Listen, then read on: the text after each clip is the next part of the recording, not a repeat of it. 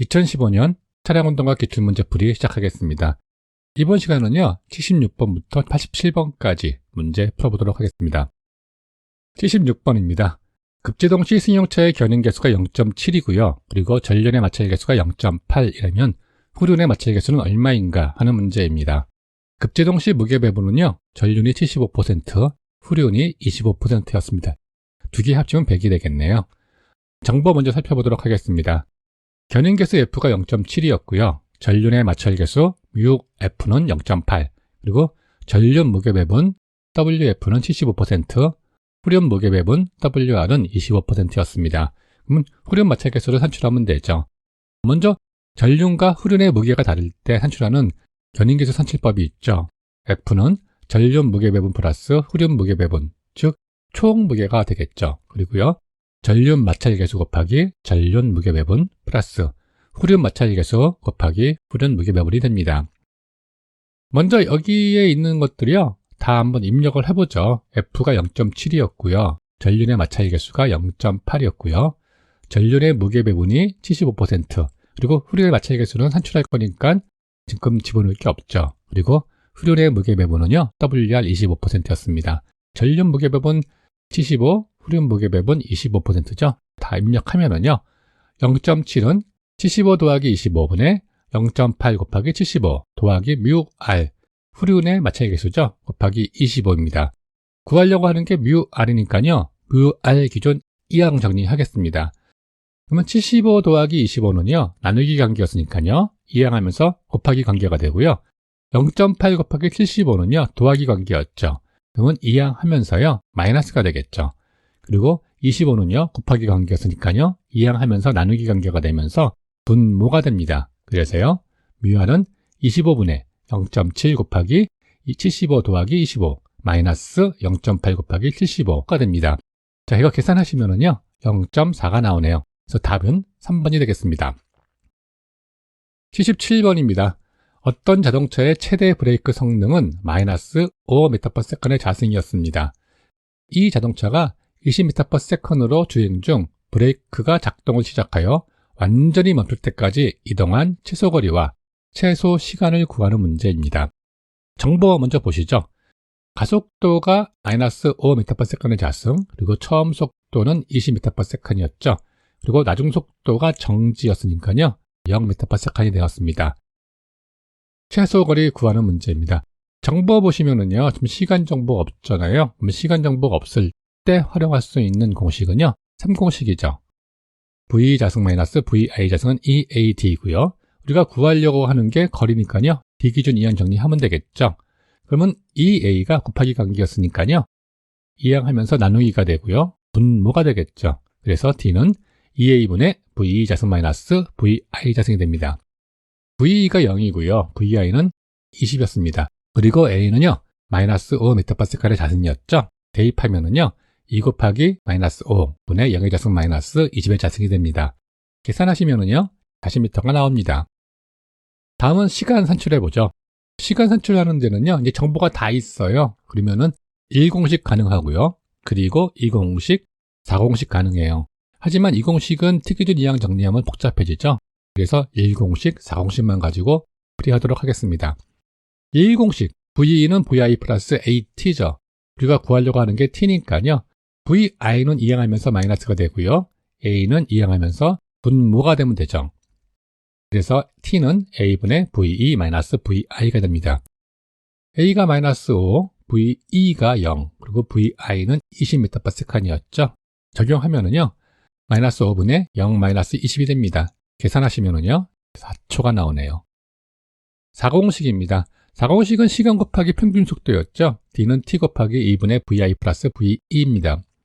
구하는 게 T니까요. T 기준 이항 정리하면 되겠죠. 그러면 VE 플러스 VI는요. 곱하기 관계였으니까 이항하면서 분모가 되고요. E는 나누기 관계였죠.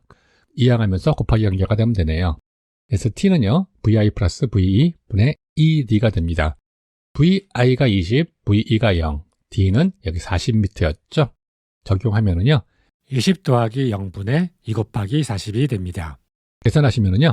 마찬가지로 4초가 나옵니다. 1공식, 4공식 중에서요. 아무거나 이용해서 문제를 푸시면 됩니다.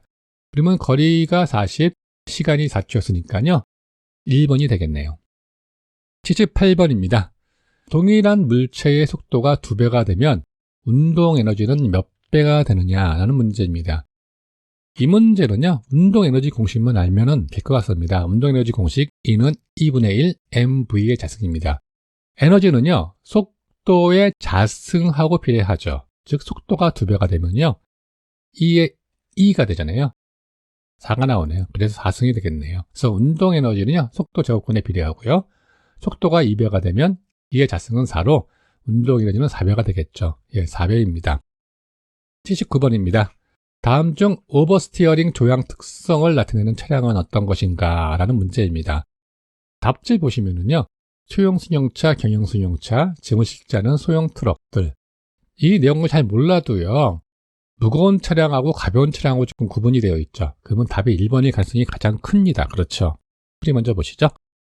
짐을 가득 실은 트럭은요, 하중이 뒤쪽으로 쏠리겠죠. 그래서 원심력이 뒤쪽으로 크게 작용합니다. 그래서 오버스티어링 조향 특성을 나타내고 있습니다. 오버스티어링은 잘 알고 계시죠?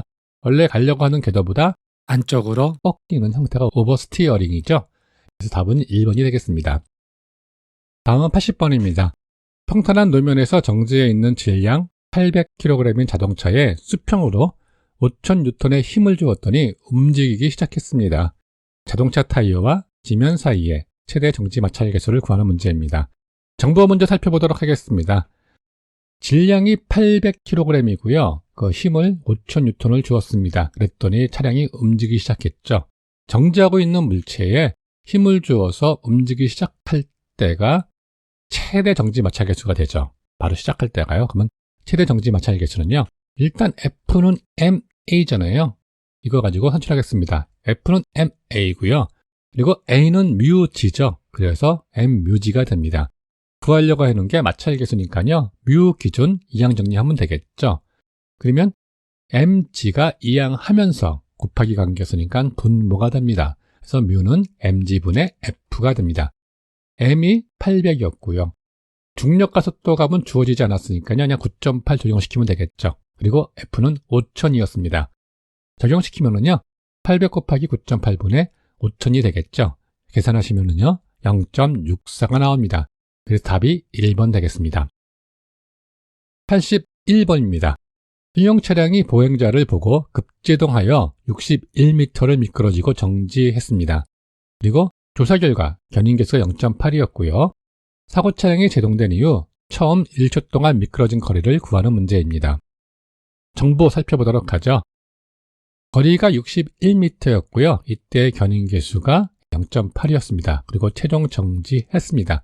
그런데 문제가 처음 속도나 이런 거 산출하는 게 아니라요. 그때 1초 동안 이동한 거리를 산출하는 문제입니다. 그래서 먼저 처음 속도를 산출한 다음에요. 그걸 기반으로서 이동한 거리를 산출하면 됩니다. 그럼 먼저 처음 속도 산출하겠습니다. 최종 정지했으니까요. 스키드마크 공식 사용하면 되겠죠. 그래서 VI는 노트 EFGD가 되고요. 이때 F는 0.8이었고요. G는 주어지지 않았으니까 9.8 적용하면 되고요. D는 61m입니다. 그래서요. 루트 2 곱하기 0.8 곱하기 9.8 곱하기 61이 되고요. 계산하시면은요. 30.93m/s이 나왔습니다. 1초간 이동한 거리 산출할 수가 있죠. 1초간 이동한 거리에서 보면은요. 이때의 나중 속도가 없는 상황이잖아요. 그러면 나중 속도 없을 때 우리가 활용할 수 있는 공식은 이 공식이죠. ST는 VIT 플러스 2분의 1 AT의 자승입니다. 이 구간 역시 감속 구간입니다. 그래서 A는 마이너스 FG 적용시키면 됩니다. 그래서 D는 VIT 플러스 2분의 1 마이너스 FG T의 자승이 됩니다. VI가 30.93 방금 산출했고요. 그리고 T는 1초였고요. F는 0.8, G는 9.8 적용시키면 되겠죠. 그래서요. 30.93 곱하기 1 더하기 2분의 1 곱하기 마이너스 0.8 곱하기 9.8 곱하기 1의 자승이 됩니다. 이거 계산하시면은요. 27.01m가 나왔습니다. 그래서 약 27m죠. 3번이 되겠습니다. 82번입니다.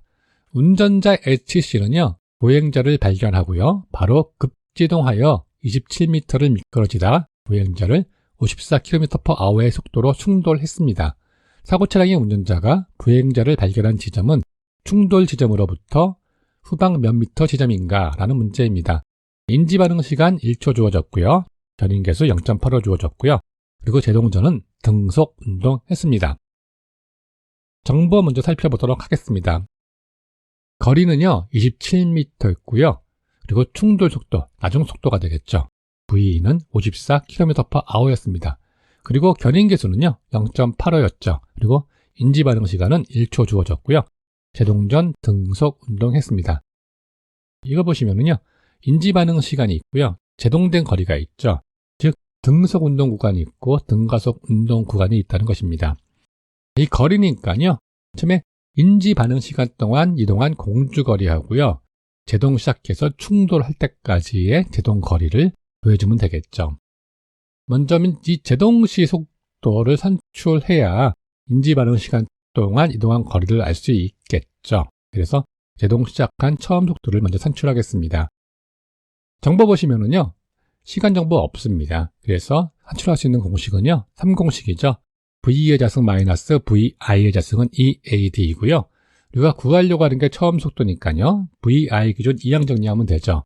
그리고 감속 구간이니까요. A는 마이너스 FJ 적용시키면 됩니다. 그래서 VI는요. 루트 V의 자승 마이너스 E 곱하기 마이너스 F 곱하기 G 곱하기 D가 됩니다. VE가 54km/h였잖아요. 그러면 나누기 3.6 해주면 되고요. 이때의 견인계수가 0.85였고요. 중력 가속도 9.8 적용시키면 되죠. 그리고 이동거리 D는요 27m였습니다. 이거 적용시키면은요 루트 54 나누기 3.6의 자승 마이너스 2 곱하기 마이너스 0.85 곱하기 9.8 곱하기 27이 됩니다. 계산기로 계산하시면은요 25.98m/s이 나왔습니다. 그러면 공주거리 우리가 산출할 수 있겠죠. 이때는 등속 운동이니까요 D는 VT가 되겠죠. 그래서 D는 VT가 됩니다. 이때의 속도는요 25.98을 적용시키면 되겠죠. 그리고 시간 1초입니다. 그래서 25.98 곱하기 1은요 25.98m입니다. 그러면 위험 인지부터 보행자 충돌까지 거리 구할 수 있겠죠. D는 공주거리 플러스 제동거리잖아요. 그래서 25.98 더하기 27m가 됩니다. 그래서 52.98m가 나왔습니다. 예제 보면은요 약 53m가 되겠네요. 83번입니다. 질량 1500kg인 차량이 6m/s으로 주행하고 있습니다. 운동량은 얼마인가? 입니다. 정보 살펴보도록 하겠습니다. 질량 M은요 1500kg이고요. 속도 V는요 6m/s이었습니다. 그러면 운동량은요 운동량 공식만 알면 되죠. P는 MV요.